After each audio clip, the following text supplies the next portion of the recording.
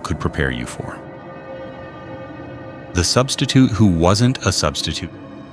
I still can't explain what happened that day in Mr. Holloway's chemistry class.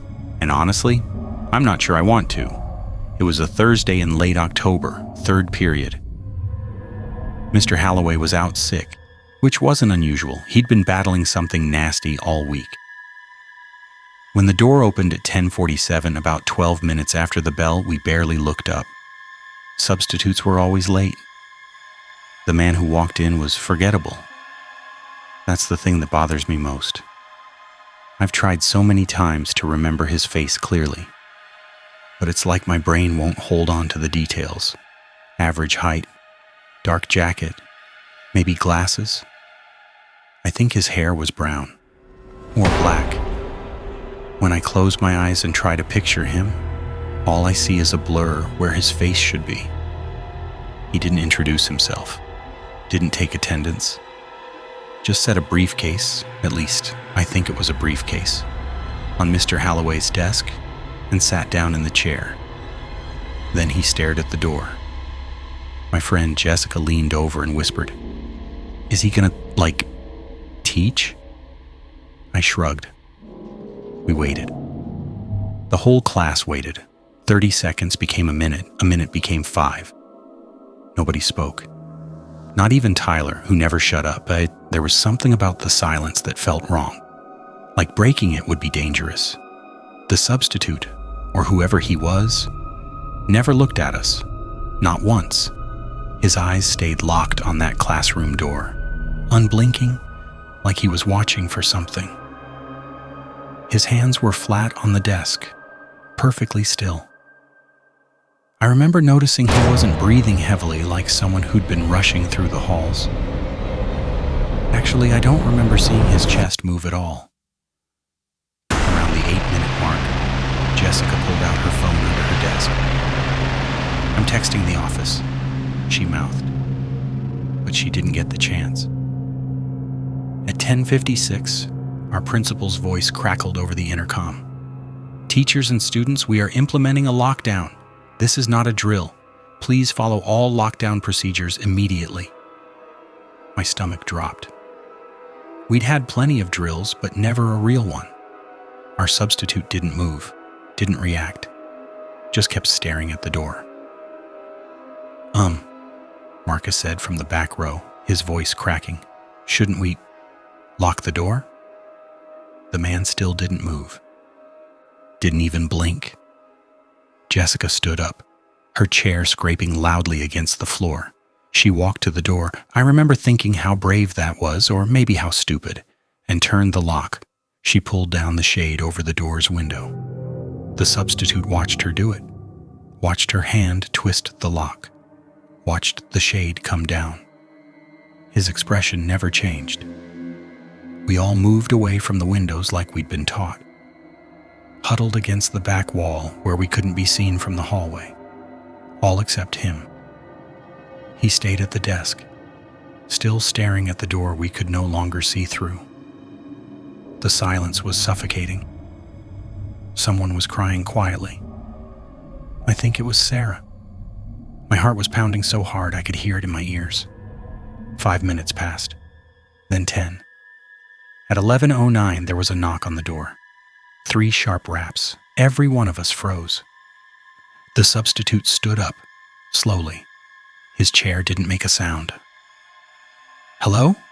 A woman's voice called from the hallway. "This is Mrs. Chen. I'm the substitute for Mr. Holloway's class." Jessica's eyes went wide. She looked at me, then at the man standing by the desk. Mrs. Chen knocked again. "I'm so sorry I'm late. There was an accident on the highway. Is anyone in there?" The man took a step toward the door. "Don't," Tyler whispered. "Don't open it." But the man wasn't looking at the lock. He was looking at the door itself, tilting his head slightly, like he was listening to something we couldn't hear. Then he walked straight through our classroom, past the lab tables, and opened the supply closet at the back. We all watched, paralyzed, as he stepped inside and closed the door behind him. Just walked into a closet, during a lockdown. Without a word. "What the fuck?" Marcus breathed. Mrs. Chen knocked a third time, more urgently. "Please, if there are students in there, I need to know you're safe." Jessica ran to the door, unlocked it, and yanked it open. Mrs. Chen nearly fell inside. A short Asian woman with a genuine substitute badge clipped to her cardigan, holding a coffee that had clearly gone cold hours ago. "Oh, thank God," she gasped, looking at all of us. "Are you all okay? I just got here and they wouldn't let me in the building at first, and..." She paused, noticing our faces. "What's wrong?"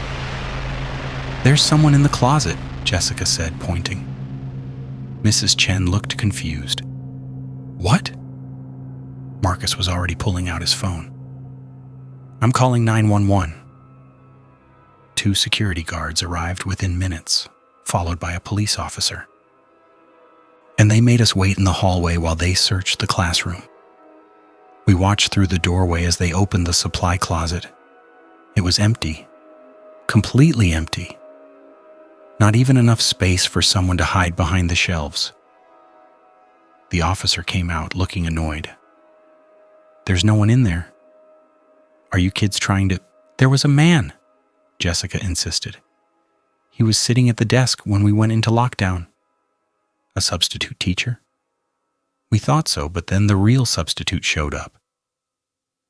The officer exchanged looks with the security guards. They searched the whole room, checked under desks, looked in the cabinets.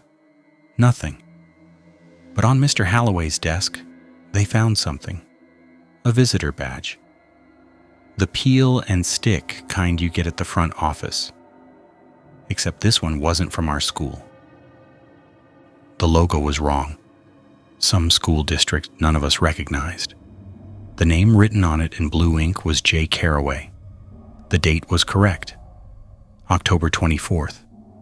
But the time logged was 6:47 a.m., 3 hours before school even started. The lockdown ended 20 minutes later.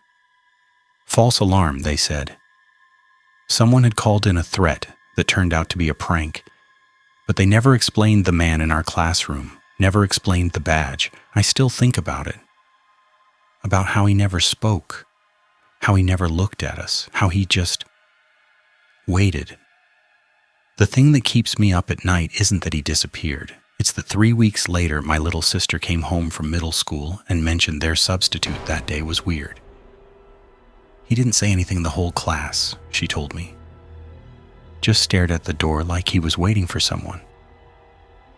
I asked her what he looked like. She couldn't remember.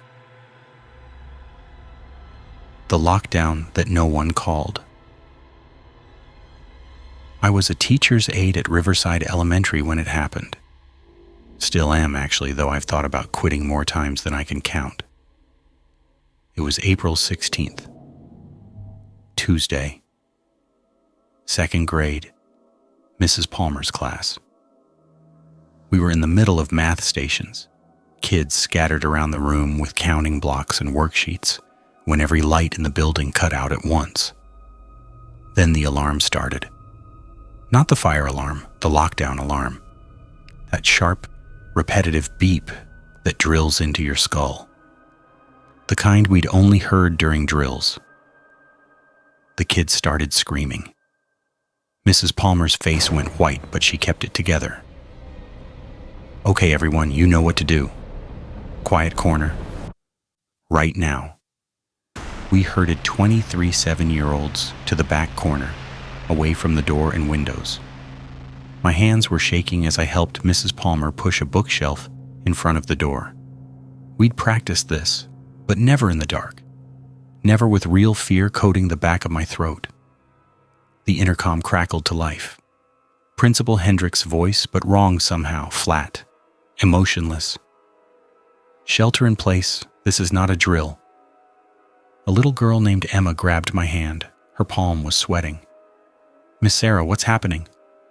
"It's okay," I whispered, lying through my teeth. "We're safe in here." The announcement repeated. Same words, same dead tone, over and over. "Shelter in place. This is not a drill." Mrs. Palmer had her phone out, typing frantically. Her face went from pale to gray. "The office isn't responding," she mouthed to me. "No texts. No calls going through." That's when we heard it. Footsteps in the hallway, slow, deliberate, getting closer. The kids heard it too. Emma squeezed my hand so hard it hurt. A boy named Marcus started crying silently, tears running down his cheeks. Through the gap under our door, I could see a shadow moving past. It stopped right outside our classroom. The door handle rattled. Someone was trying to get in. Mrs. Palmer put her finger to her lips, her eyes wide with terror. The handle rattled again, harder this time. Then whoever it was moved on. We heard them try the next door down, then the next, testing every single one. Shelter in place. This is not a drill. The intercom wouldn't stop. That same message, playing on a loop for what felt like hours, but was probably only 15 minutes. Some of the kids had their hands over their ears. Emma was shaking against my side. Then silence. The footsteps stopped. The intercom cut off mid-sentence. The lights flickered back on. Mrs. Palmer and I looked at each other. She was still holding her phone, her knuckles white. "Stay here," she whispered, but she didn't move either. Neither of us wanted to check that hallway. 5 minutes later, we heard voices. Adult voices. "Police. Anyone in the classroom, stay where you are. We're clearing the building." It took another 20 minutes before an officer knocked on our door and identified himself. When we finally came out, there were cops everywhere. Tactical gear, radios crackling. The principal was standing in the main office doorway arguing with a sergeant. "I'm telling you, we didn't trigger the lockdown," Hendricks was saying, his voice strained. "I was about to call it in as a false alarm when you showed up. Sir, we got multiple 911 calls reporting an active lockdown at this school." "From who? I didn't authorize it. No one in this office initiated the protocol. They evacuated us to the parking lot while they searched." Parents started arriving, frantic and confused. Emma's mom grabbed her and burst into tears. I stood there with Mrs. Palmer, watching police move through our school like it was a crime scene. It was almost dismissal time when the sergeant came out to speak with the principal. I was close enough to hear. "Building's clear. No sign of forced entry, no intruder." "Then what triggered the lockdown?" The sergeant's jaw tightened. "Someone manually overrode your security system from the panel in the maintenance room. That's impossible. That panel requires a staff key card." "I know." Principal Hendricks went very still. "Are you saying, we're pulling your security footage now, but whoever did this knew exactly what they were doing? They locked down every exterior door, cut the phone lines, and triggered the alarm sequence from inside the building." I felt cold all over. "The intercom message," Mrs. Palmer said quietly beside me. "That wasn't you, was it?" Hendricks shook his head slowly. "I never made an announcement." They never found anyone. The security footage showed empty hallways during the lockdown. Empty. But we heard those footsteps.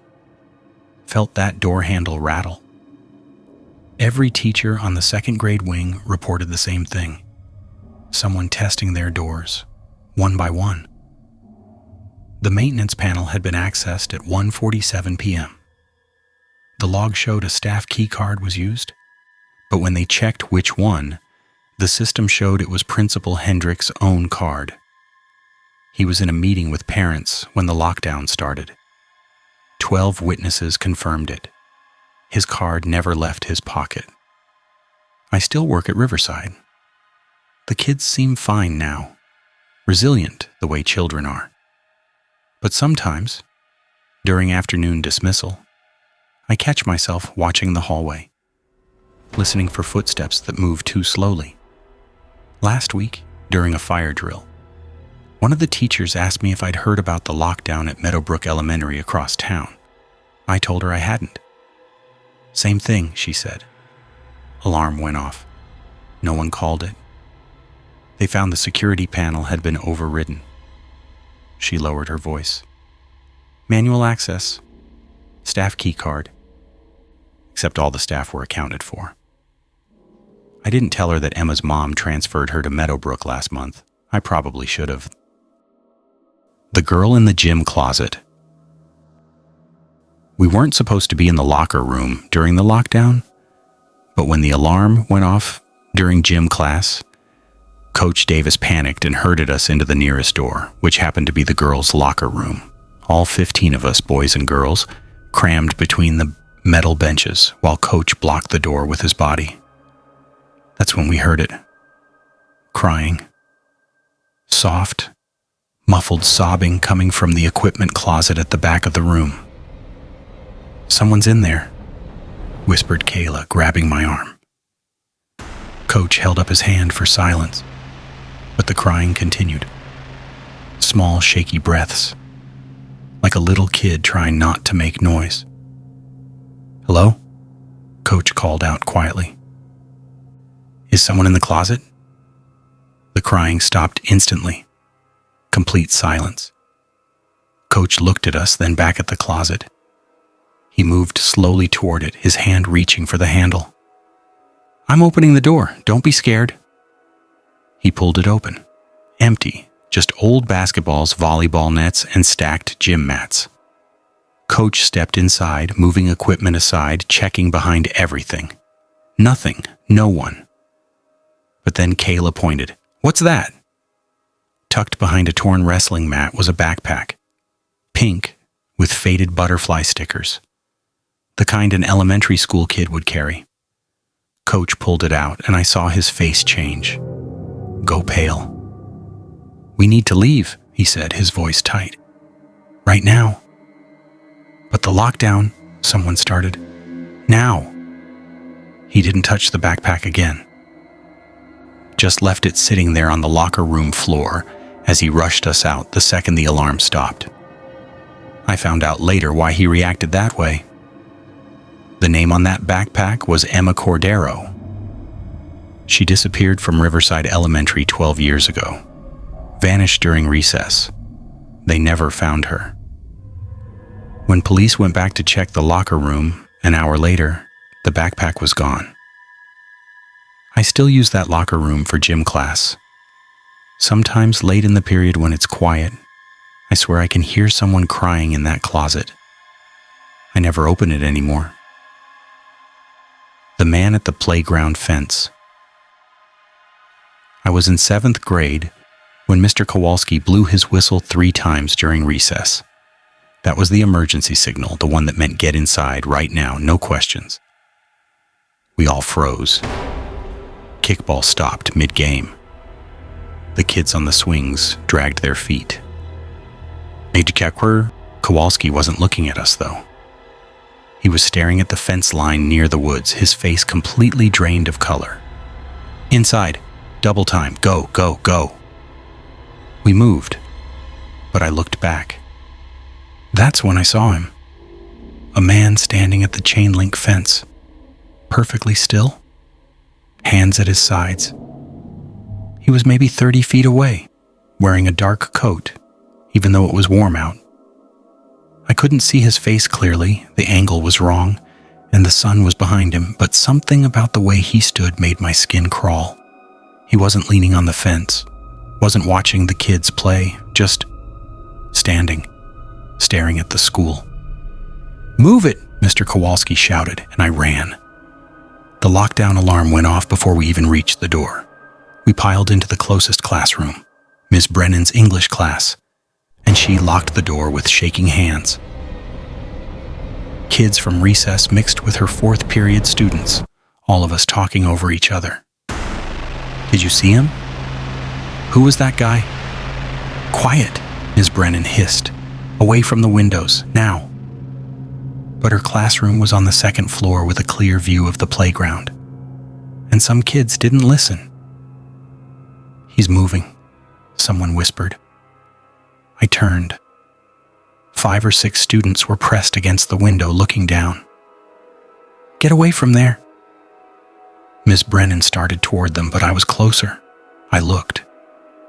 The man was walking now, slowly, following the fence line like he was measuring it.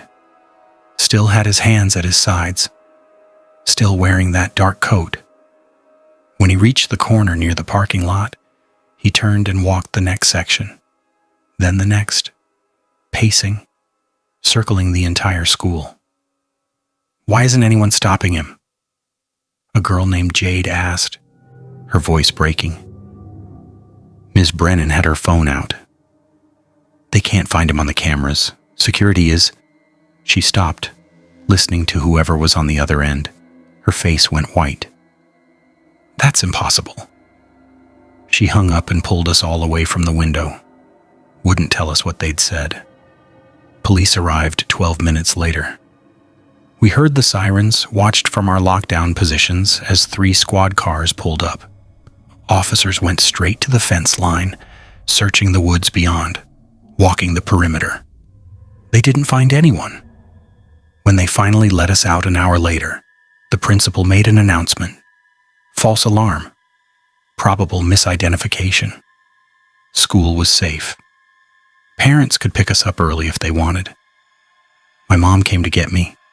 In the car, she was furious. "What kind of security does that school have if they can't even see someone on their cameras?" "Mom, kids upstairs saw him. He was real." She gripped the steering wheel tighter but didn't respond. I found out the truth 2 days later when my friend Marcus's dad, who works in the district IT department, told him what the security footage showed. 18 cameras around the school. The man didn't appear on 17 of them, but on camera 9, the one facing the playground from above the main entrance, there was a single frame. Timestamp, 11:47 a.m., right when Mr. Kowalski blew the whistle. The man was there, standing at the fence exactly where we'd seen him. But in this shot, he wasn't looking at the school or the playground. He was staring directly up at the camera, smiling. Marcus said his dad showed him the image. Said the man's smile was wrong, too wide, and his eyes, Marcus wouldn't describe them. Just said his dad deleted the screenshot immediately after and told him to never mention it again. The school added 6 more cameras after that, reinforced the fence, started locking the playground gates during recess. But 3 weeks ago during gym class, I was running laps on the track. When I looked toward the woods, someone was standing there, just inside the tree line, too far to see clearly. I stopped running, stared. They were completely still, hands at their sides. When I blinked, they were gone. I asked my gym teacher if he saw anyone by the woods. He looked at me for a long time before answering. "No," he said quietly, "I didn't see anything." But I watched him pull out his radio and call the office anyway, and I noticed he kept looking at the woods for the rest of class, like he was waiting for something to come out. So there you have it. 4 lockdowns, 4 unexplained events that left more questions than answers. The substitute who vanished into a closet. The system override no one triggered. The girl who disappeared 12 years ago still crying in an empty room. And the man at the fence who smiled at a camera he shouldn't have known was there. These stories remind us that sometimes the scariest threats aren't the ones we can see coming. They're the ones that slip through the cracks, exist in blind spots, and leave behind just enough evidence to haunt us forever. If you've experienced something similar, or if you have a story that keeps you up at night, leave it in the comments below. And if this video kept you looking over your shoulder, hit that like button and subscribe to Morbid World for more true horror stories that blur the line between reality and nightmare. Stay safe out there. Lock your doors, trust your instincts, and remember, not every lockdown ends with an explanation. Until next time, stay vigilant.